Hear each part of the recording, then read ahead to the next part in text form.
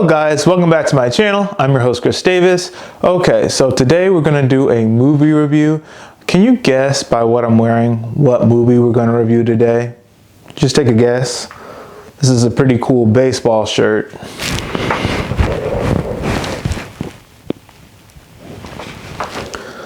There's another jacket I want to show you guys. Wait one sec. Nice jacket, huh? It looks really cool. Okay guys, let's get into the review now. Alright guys, let's get into the review. So, spoiler warning, if you don't want to hear any spoilers, please click off this video, watch the movie, come back. If you don't care for spoilers, keep watching. With that being said, let's get into it. So, Sonic 3. I enjoyed this film. This film was fan service. This film was truly made for Sonic fans, people who played all the video games, people who watched the animated series. There were so much Easter eggs and callbacks to the video games that came out throughout the years, from Sonic Heroes, Sonic Adventures 2, Shadow the Hedgehog, which came out in 2005. So many Easter eggs and callbacks to the different Sonic games and anime. They even mentioned Gotta Go Fast from Sonic X.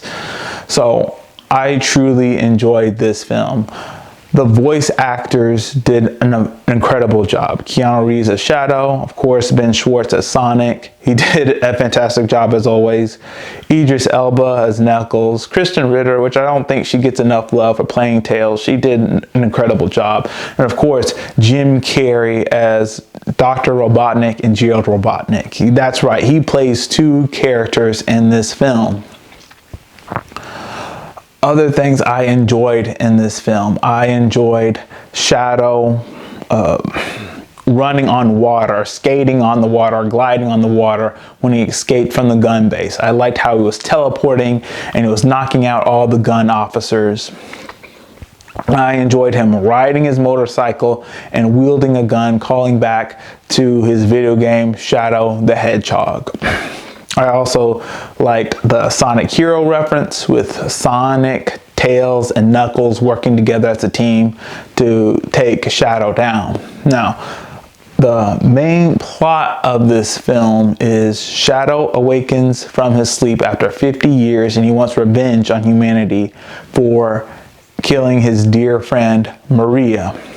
He teams up with Gerald Robotnik because he wants revenge for the same thing. They killed Maria, his granddaughter. And it's up to Sonic, Tails, and Knuckles to stop them. They team up with Robotnik at first to take down Gerald Robotnik and Shadow, but Robotnik turns on Sonic and his friends when he figures out that he is related to Gerald Robotnik, and Gerald Robotnik is his grandfather. But later on in the film, Robotnik turns on his grandfather when he realizes he just wants to destroy the world when Robotnik wants to rule the world. And Shadow turns against Gerald Robotnik when him and Sonic, they have a fight and their supersonic forms, and after the fight's over, they have a heart-to-heart conversation about how to handle loss. Other things I liked in this film, my favorite thing was Super Sonic and Super Shadow, referencing Sonic Adventures 2, the best Sonic game that was ever made by far.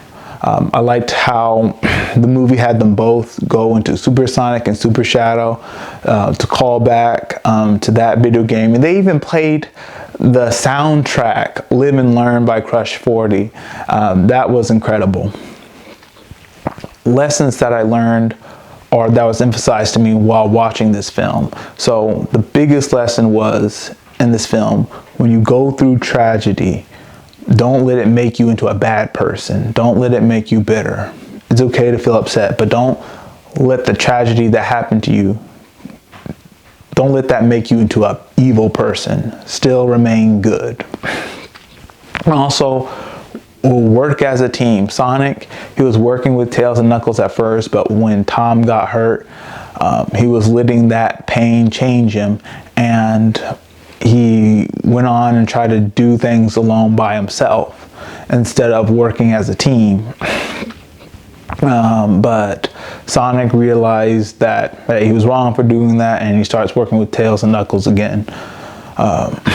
So I just enjoyed this film so much. It was true fan service for Sonic fans, and this is the year of Shadow. 2024 was the year of Shadow, with Sonic 3, him being in the movie, and then Sonic X Shadow Generations with that video game coming out, which if you guys want to watch a playthrough of it, I'm doing a playthrough on Twitch and on my second YouTube channel, CD Gaming. You can watch it on there. Also, I watched this film with a good friend of mine, Nick Lee Gaming. I will have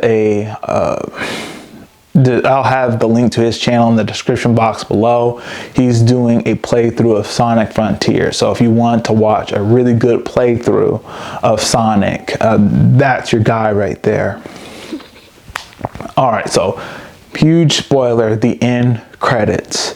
Okay, so if you left when the credits rolled, you missed out, because we saw Amy coming into the film. When Sonic was being ganged up by an army of Middle Sonic, Amy saved him.